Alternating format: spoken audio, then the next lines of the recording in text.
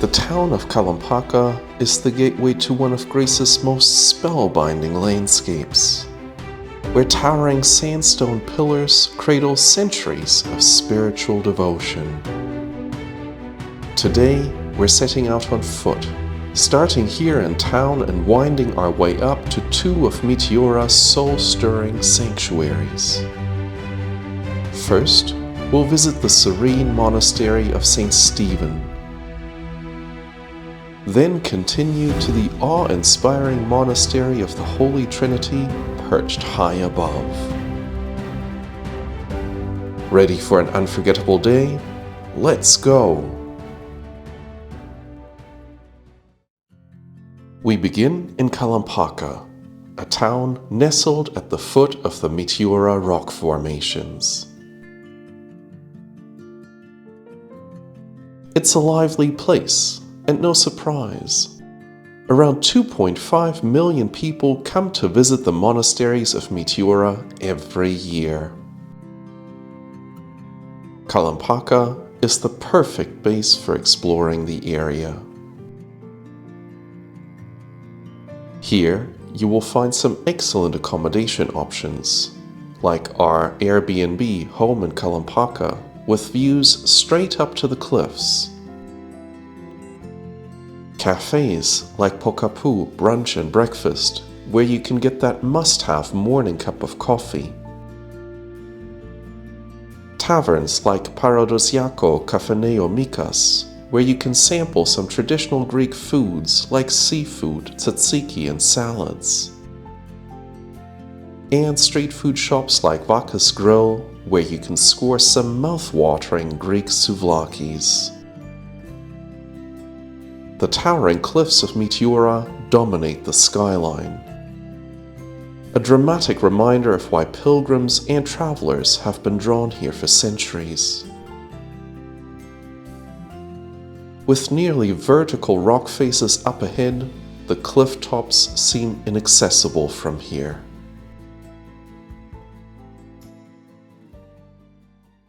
So how can you get to the monasteries? If you'd visited 100 years ago, it would have been a bit more of a challenge. Imagine making the trip to the base of the rocks on donkeys before being winched up to the top in a net. Yikes! These days, even though it doesn't look like it from down here, getting up there isn't nearly as difficult as it seems. There are proper roads leading up to the monasteries, so one option is to take the car or join a guided bus tour.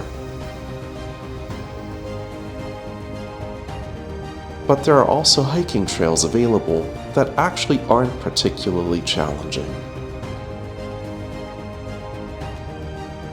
Since we were keen to take in some of the nature and views along the way, we opted to go on foot. There are unique rocks all over Meteora, and since the 9th century when hermits started coming, monasteries have sprung up, a total of 24, of which 6 are still active. And today we're going on a hike to the Holy Trinity Monastery, amongst others, and we're going up that trail where that van is pulling up, and that's where we're going, way up there.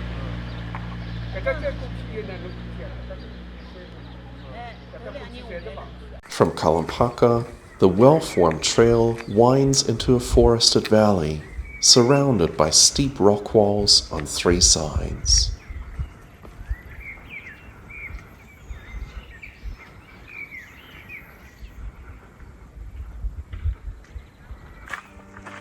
The dramatic cliffs give the whole landscape a surreal, almost otherworldly feel. We occasionally came across other hikers along the way, but for the most part, we had the trail to ourselves, free to enjoy the quiet nature, the cliffs towering above us, as well as the sweeping views back down into the valley. The last stretch of the trail is a bit steeper and more uneven, but still very manageable. After about 50 minutes of hiking, we came out at the top, right below the Monastery of the Holy Trinity.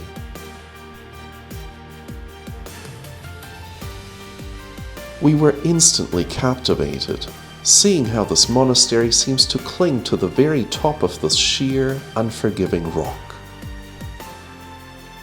Since it was already 11 o'clock, and St. Stephen's, the other monastery on our list for today, closes to visitors over lunchtime, we decided to save the Monastery of the Holy Trinity for later, and head to nearby St. Stephen's first. St. Stephen's is a monastery for women. It's the only one of the 6 remaining monasteries that closes in the early afternoon. In summer, St. Stephen's is open between 9 a.m. and 1:20 p.m., as well as between 3:30 and 5:30 p.m. The monastery is closed to visitors every Monday. Winter opening hours vary slightly. Of the 6 Meteora monasteries that still operate today, St. Stephen's is the most easily accessible. That makes it a popular destination for large tour groups that seem to arrive here by the busload. A short access road and stone bridge connect the car park to the monastery. Looking down from the bridge, it's easy to imagine just how difficult reaching the monastery must have been in the past.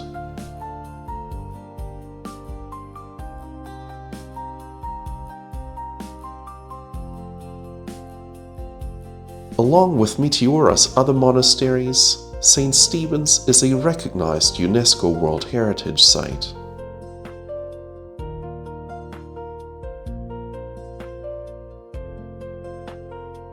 Entry to the monastery costs €5 per person, which you will need to pay in cash. Inside the monastery grounds, it can feel a bit crowded at times, especially when large tour groups pass through.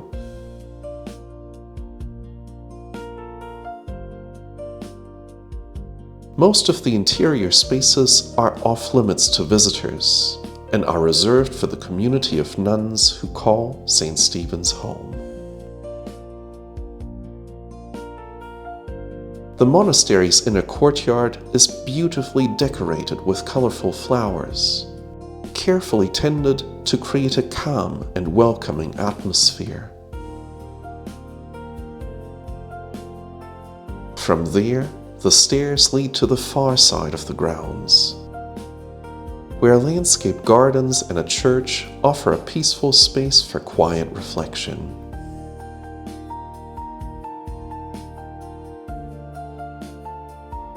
Here, the monastery opens out to breathtaking panoramas. The Pindus Mountains rising on the horizon, framed by the flag of Greece flying above, and Kalampaka at our feet.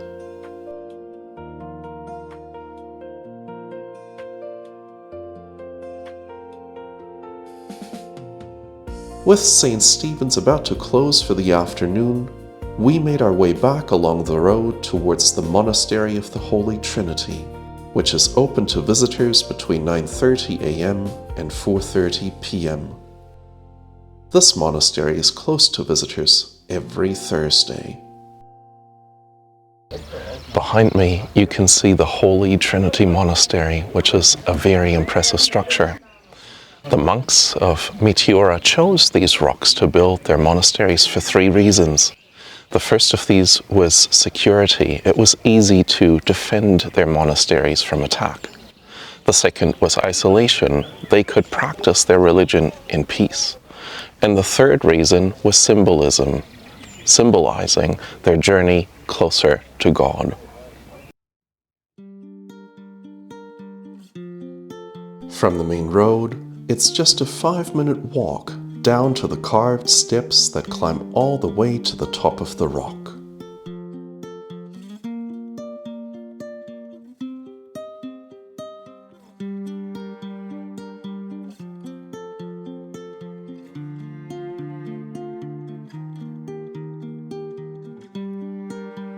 The views along the way are amazing.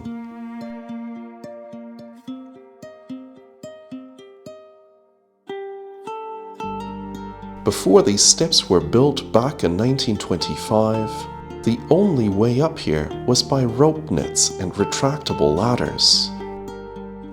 A reminder of just how secluded monastic life here once was.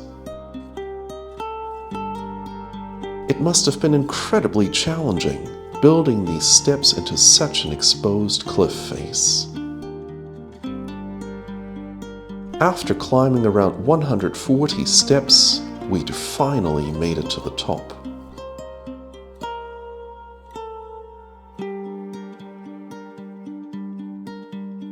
Welcome to the Monastery of the Holy Trinity.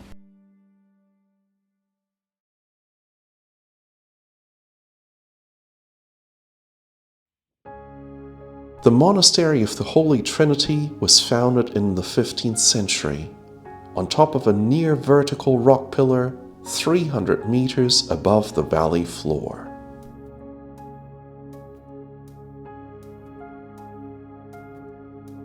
Building up here would have taken monks with incredible courage, vision, and no fear of heights. In the entryway, you can still see the old winch and net that were once used to winch people up and down the rock. Compared to St. Stephen's, this monastery felt much quieter and more serene.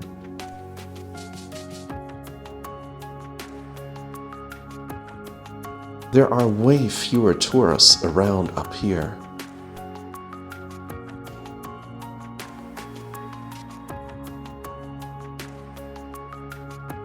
The short walk from the road and the steps up to the monastery seem to deter many tour groups from adding Holy Trinity to their itineraries. For us, that made the experience a great deal more enjoyable.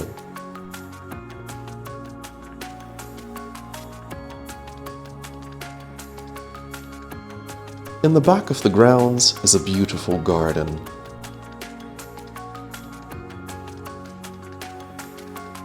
The path is framed by the broad, smooth top of the massive rock the monastery sits on. For the best views, climb to the very top of the rock and just take it all in. A 360-degree panorama from Kalampaka down in the valley,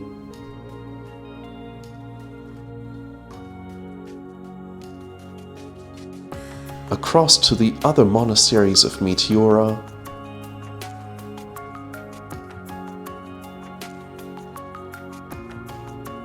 all the way to the grounds of the Monastery of the Holy Trinity.